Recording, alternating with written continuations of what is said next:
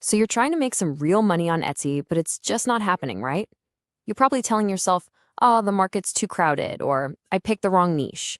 But what if I told you that's not it at all? The real reason you're struggling is probably something completely different. Okay, let's get into it. When you look at thousands of sellers, a really clear pattern starts to pop out. The difference between a shop that limps along making maybe $100 in 6 months and one that's pulling in $10,000 a week, it isn't luck. It's all about strategy. And this is the big idea we have to get our heads around first. It is so easy to blame stuff we can't control, but honestly, the problem isn't the platform. It's the approach we're taking. This slide just lays it all out, doesn't it? We love to blame things like saturation, our niche, the dreaded algorithm, but look at the reality column. It's your strategy, your strategy, your strategy. This is actually good news.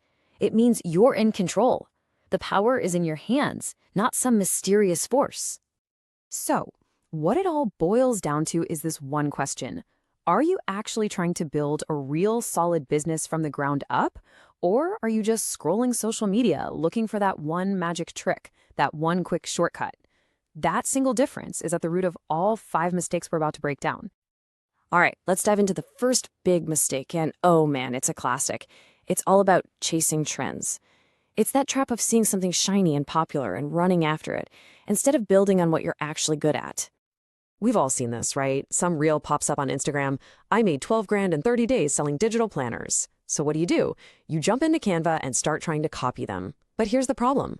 You're not a graphic designer, and maybe you don't even use a planner yourself. You've just fallen right into the easy thing trap. So how do we fix this? Simple. You've got to look inward. Ask yourself, what do I actually enjoy doing? Like, what could I do for hours and not get bored? What skills do we already have? If you love getting your hands dirty, lean into handmade products. If you're a great writer, maybe digital templates are your thing. The whole point is to build a business that feels like you, not a cheap copy of someone else's viral moment. Okay, next up, let's talk about where you're getting your business advice. This brings us to mistake number 2. You're spending way more time scrolling than you are actually studying.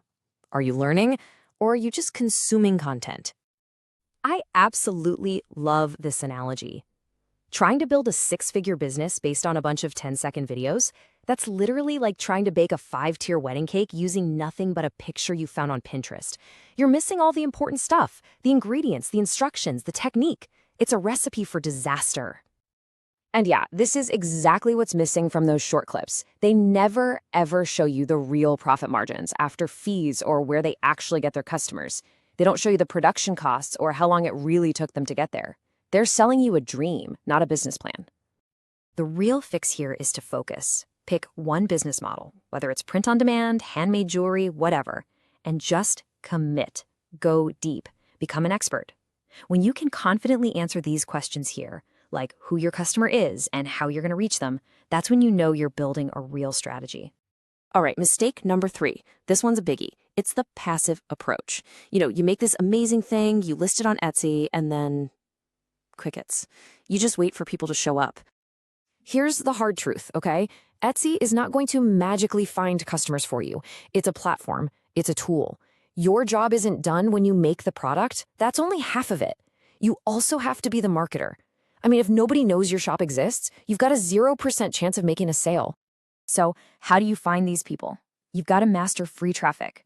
Take Pinterest. It's basically a giant search engine for shoppers. Just spending 15 minutes a day creating a few new pins for each product can make a massive difference. Or Facebook. Find groups where your ideal customers are already hanging out. Don't just spam your links. Talk to them. Ask for feedback. Learn what they want. That's called social selling, and it works. Let's talk about mistake number 4. This one is about a tool that can either be your best friend or your worst enemy, paid ads. So many people use them as a crutch, and it just doesn't work. This is honestly the most perfect way to describe it. If your product isn't selling on its own, running ads for it is like shouting a really bad joke through a megaphone. You're not making the joke any funnier, you're just making sure more people hear how bad it is. And that's the key thing to remember. Ads are an amplifier, not a creator. All they do is take the demand that's already there for your product and show it to more people. If nobody wants it in the first place, ads will just amplify the silence and drain your bank account. So, when is the right time to use ads? Follow this super simple data-driven rule. You need proof that people actually want what you're selling. That means at least 20 organic sales, a solid conversion rate of 3% or higher, and you can see that your SEO is already pulling people in. Once you've checked all those boxes, then you're ready to amplify. And that brings us to our final mistake. And honestly, this might be the most important one of all. It's about endurance. It's about the massive danger of quitting right before you're about to succeed. Does this timeline look a little familiar? You start an Etsy shop in January. It gets hard by March, so you jump over to Amazon. That doesn't work out, so by June, you're trying Shopify. By the end of the year, you've tried 3 different things and have like $100 to show for it. That's not pivoting, that's panicking. And that's the key difference right here. Panicking is just starting over from scratch every time things get a little tough. Pivoting, on the other hand, is making a smart, strategic change based on data you've gathered. It's about finishing what you started and building real, long-term momentum. So what do the winners do? It's simple, really. They stay focused on one thing and they master it. They go deep, they play the long game, and they have the endurance to push through the hard parts, the boring parts, because that's exactly where everyone else gives up. And that brings us right back to the question that started it all. Every single one of these mistakes boils down to this choice. So you have to ask yourself, am I putting in the real work to build an actual business? Or am I still just looking for that magic shortcut? Because your answer to that question will determine everything.